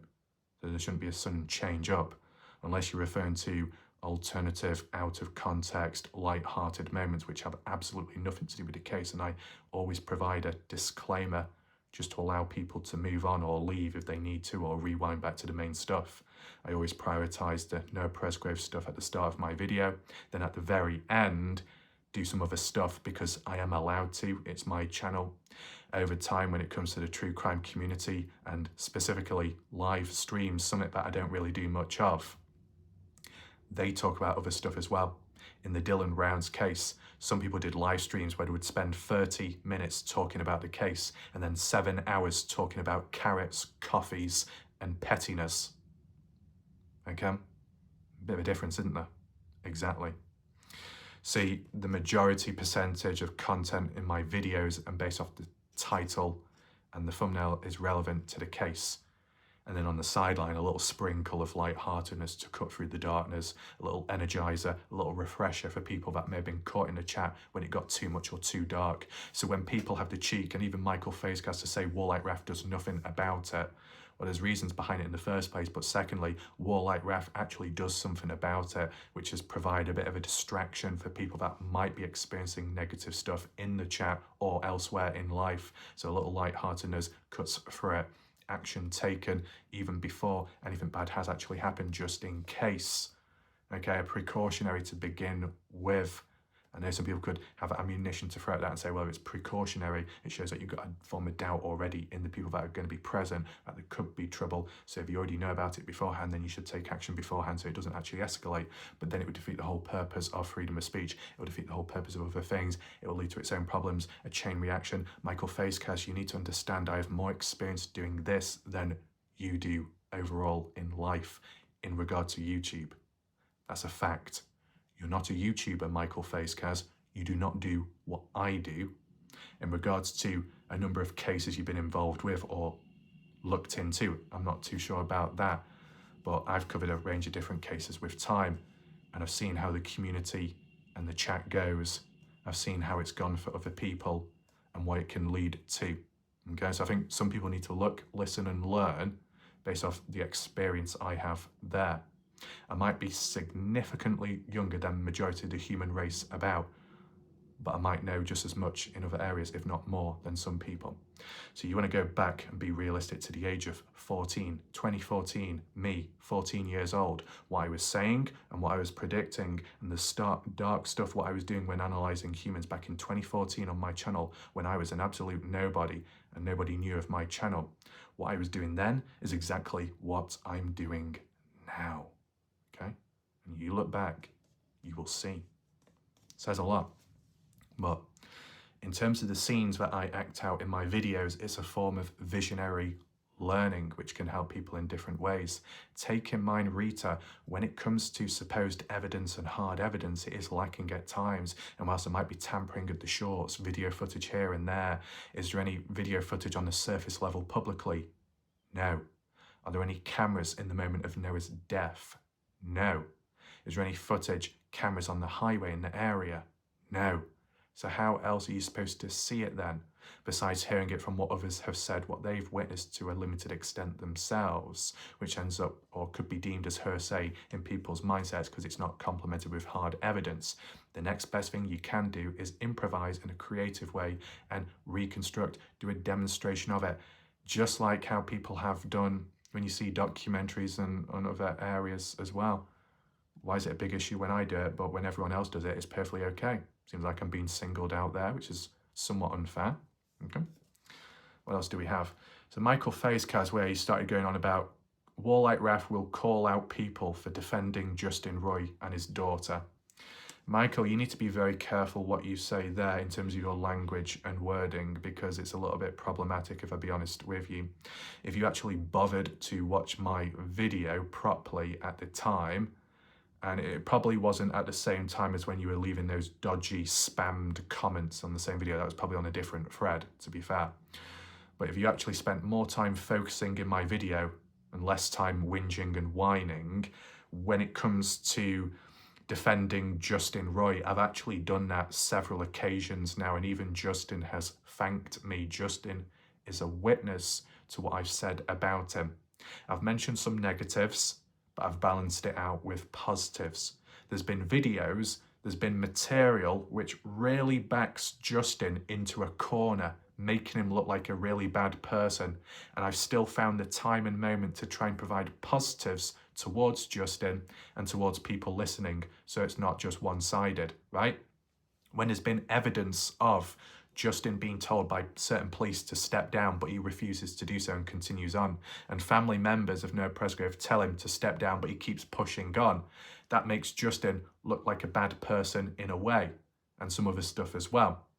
Yet, even when that evidence was stacked against him, or supposed evidence to tell a certain story, supposedly without full context, I still found time to mention positives by saying, yes, he might push on, he might be a bit forceful, but because he's very passionate, he cares about the case, he cares for Noah, he cares for justice.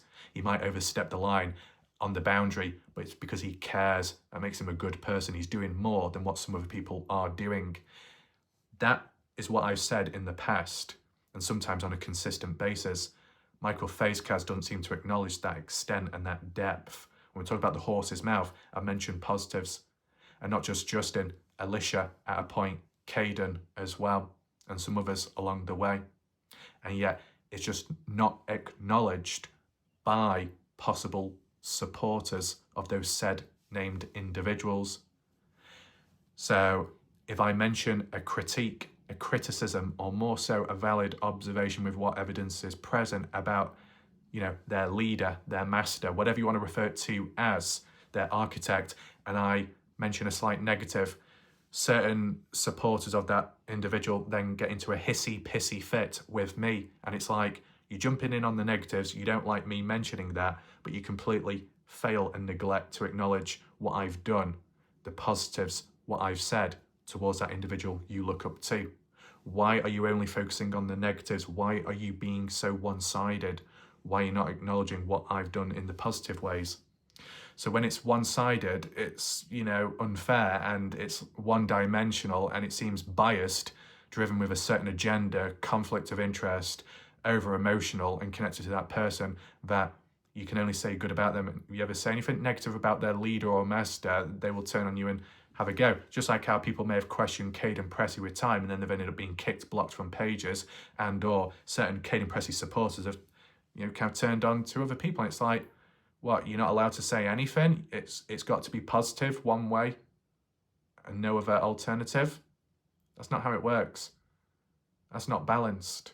And from Michael's interpretation of me supposedly calling out people for simply defending Justin Roy and his daughter, there's a lot of context lacking there, as if Michael Faizkaz would rather me be one-sided and not balanced.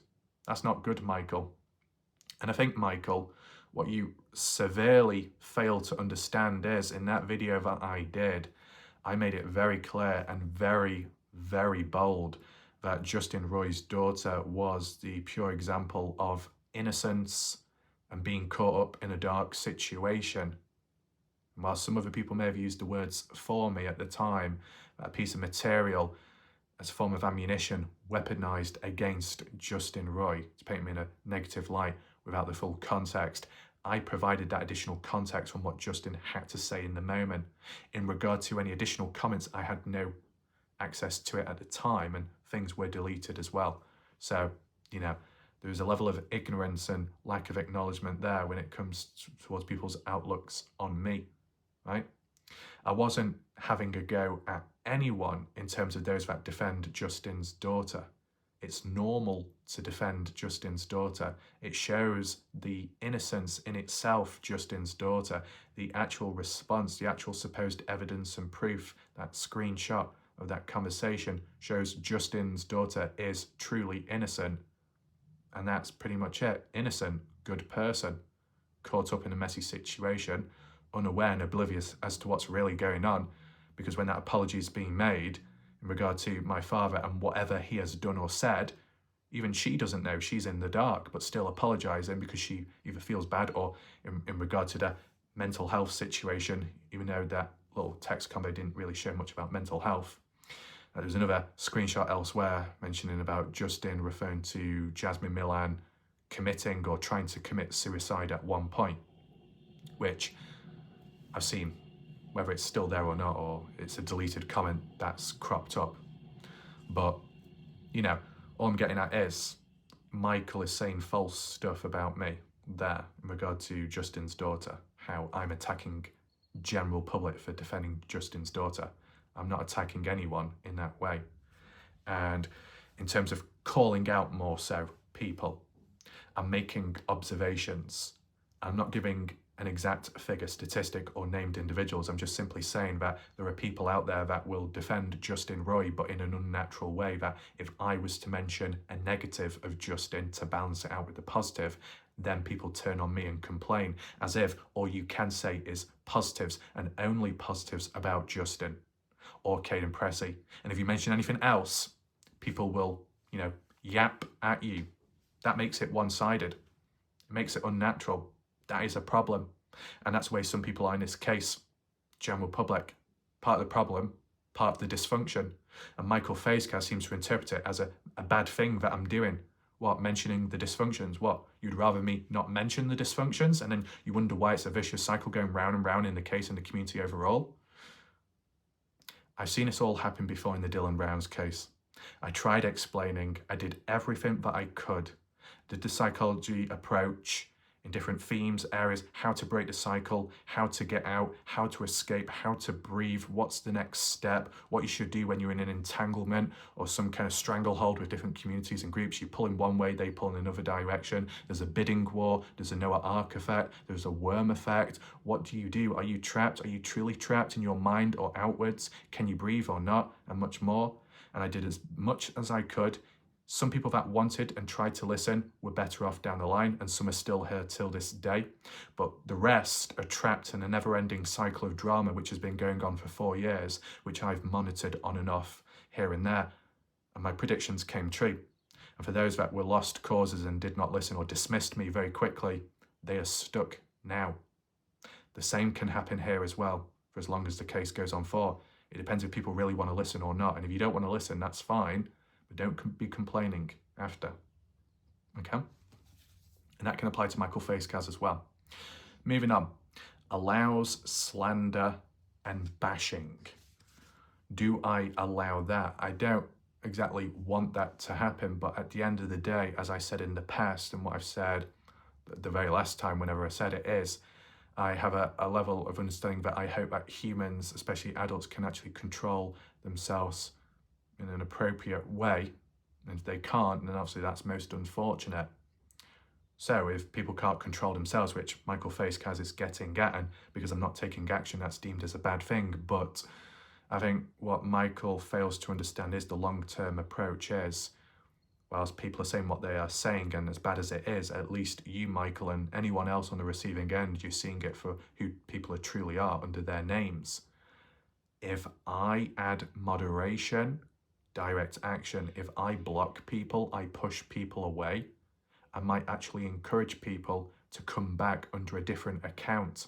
And then it's even harder to try and figure out who they are. Keep your enemies closer, right? Work with the devil if you need to, right? Who exactly is that? Could be anything, could be anyone. I'm just saying in general that if you push people away, you can burn bridges down, then you can lose out on opportunities in learning about the case and information too. Is that what you want? Because that's what some people have already done, and look where people have ended up. And then I come along, I don't burn bridges down, and then I am the one to present information and material which has never been seen before. Because there was a level of good communication, there was a level of understanding, there was negotiation as well in what can be shown and what can't be. Or, like censored or blurred to an extent to get the best outcome overall. I was able to do that. Other people severely failed to because they just couldn't cooperate in an effective way. So that's what separates one from all, if I'll be honest with you, as a valid observation there.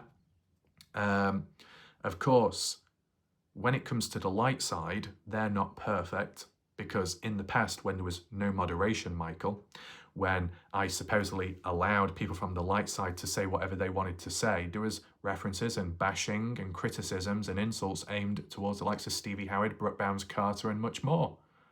All kinds of bashing. I mean, examples, being honest, try not to get too deep here because I actually did do a demonstration to explain what the reference was, and I think it scarred people. But like in the past, when it came to the light side on my channel, that kept going on and obsessing about Brooke Bounds-Carter, calling her some kind of BJJ expert without the extra J in terms of blowing. But as I demonstrated in my demonstration video, when you have your lips wrapped around an object and it's inserted into the mouth, an oral exercise you could call it, you're not exactly blowing, you're kind of sucking on it like an ice lolly. So I don't know why the terminology goes there. It should be called an SJ. It's a job that needs sucking, not blowing. Blowing involves blowing out a candle. Happy birthday to me, and I'm going to blow all those candles out. It's not quite like that, is it, though? Nor are the sounds. It's more of a like that. And we'll keep it like that before we go any further. But what I'm getting at is the reference at the end of the day, there was people from the light side constantly going on about Brooke Bounds-Carter. There's no other better way to say it. Blowing people left, right and centre and paying them off in that way. Whether it's a joke or not, you could see it as a bit of bashing. The sexual nature of it could be seen in a bit of a slanderous way.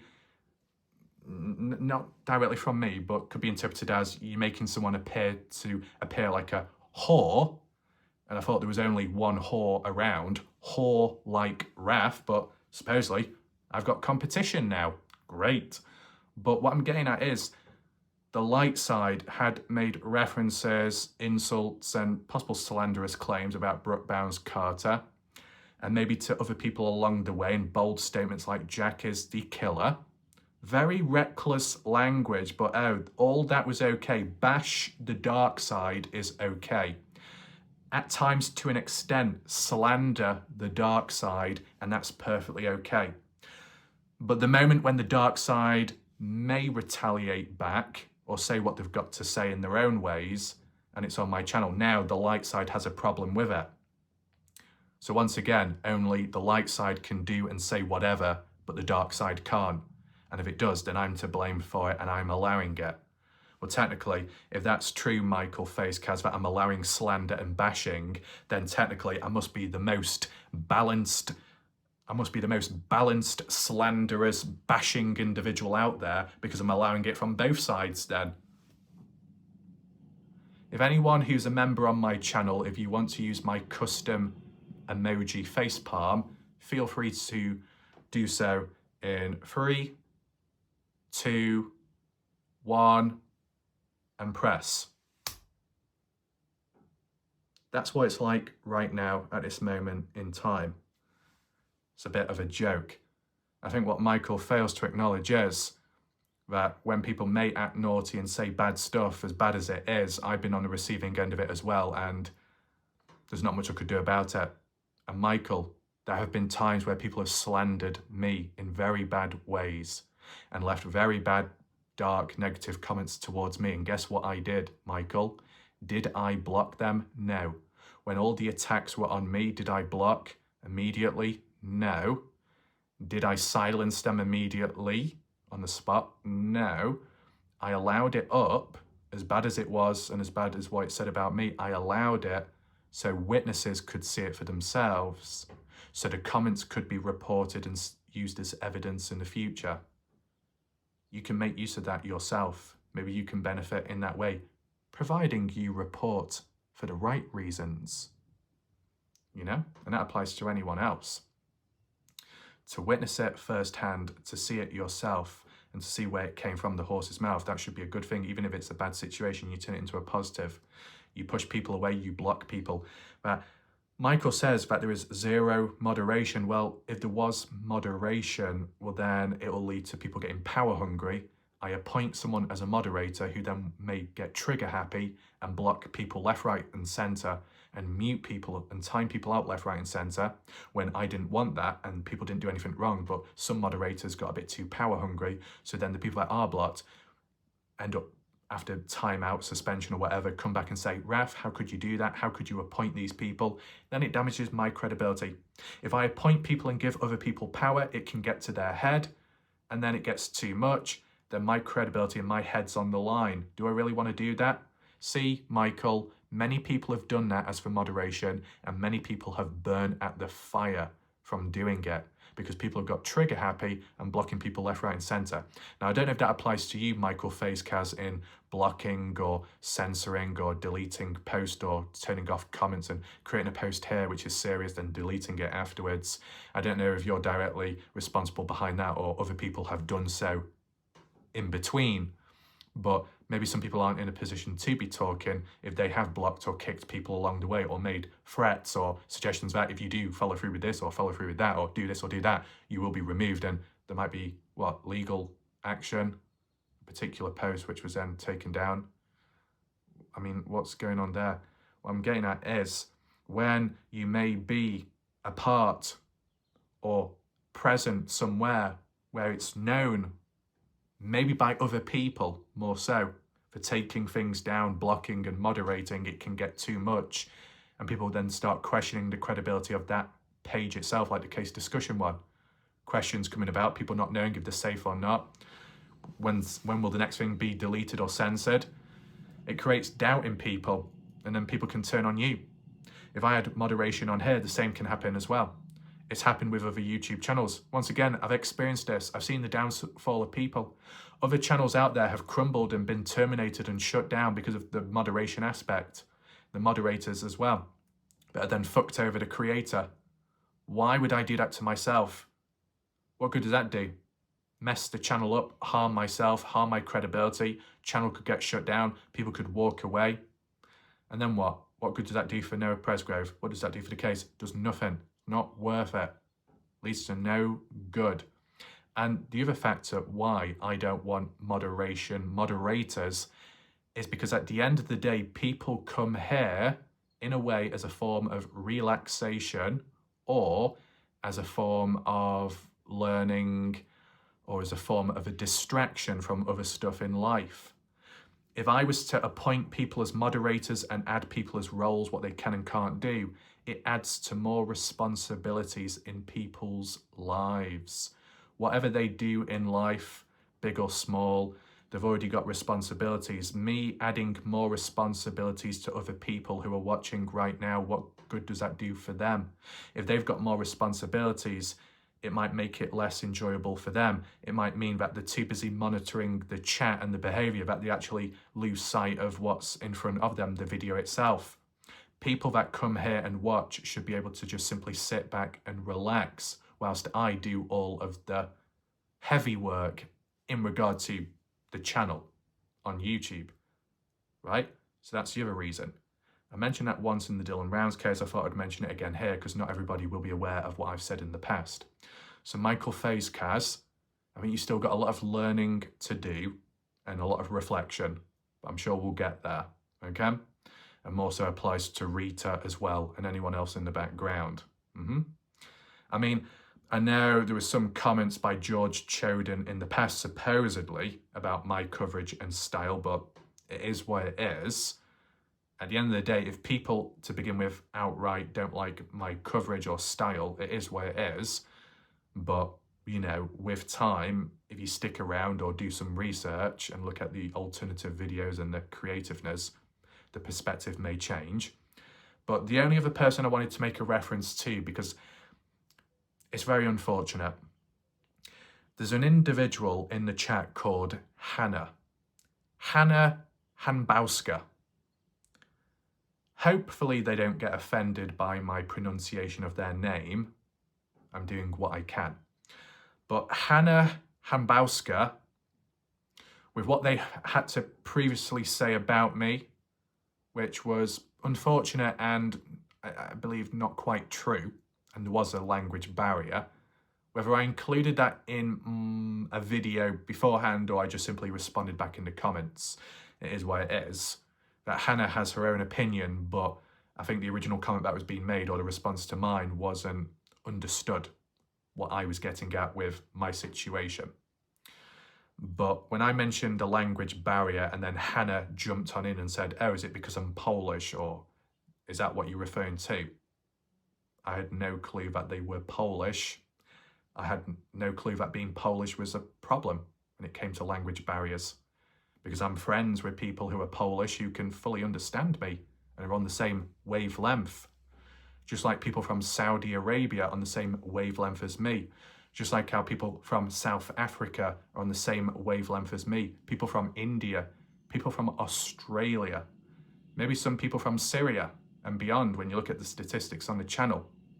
See, this is the thing, Hannah. This is not a Polish situation. This is not all down to that or the country or origins of where you're from or your language with English, because I'll say one thing as a fact, Hannah Hanbowska, your English is good. How you type is good, but maybe your interpretation is poor at times. Not through the country, not through the language in that sense, but in terms of my type of language, my type of wording, sentence structuring, more so the wavelength, my vision, what I see, what I feel, what I think. You might not think or feel the same way that I do, hence why there is a disconnect. Okay? That's all. That is all. But unfortunately, besides that, whilst I've been doing other stuff in between, like the last video that I did where I mentioned the reference cretins, that's a reference not directly to anyone or exclusively anyone, it's just in general that, and I have honestly every right to mention certain words like cretins when considering what people have done to me and jump on in and attack my credibility and possibly cause long-term damage and harm to me and my channel. How dare people do that in such reckless ways, okay? The lack of understanding, the lack of perception, balance, patience, and much more. It's not good. I should be able to defend myself to an extent. There's no death threats. There's nothing reckless like that. I'm just using the odd word here and there. It's not the end of the world.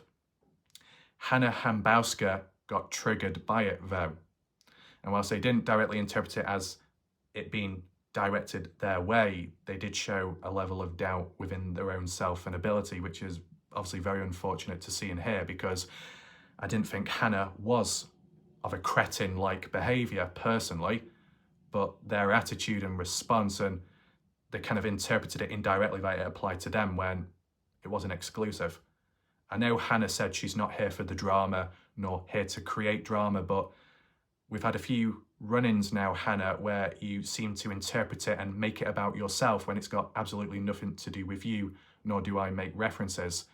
But here we are now referencing you because you have inadvertently maybe created a bit of a problem towards me, and it's very unfortunate. Okay, Hannah? I'm disappointed. My disappointment is somewhat immeasurable at this moment in time. Just like how my disappointment is somewhat immeasurable when it came to Michael Facekaz and some other people. But it is what it is. I know Hannah said she was considering leaving or not returning back to this channel, but ever since, she has returned.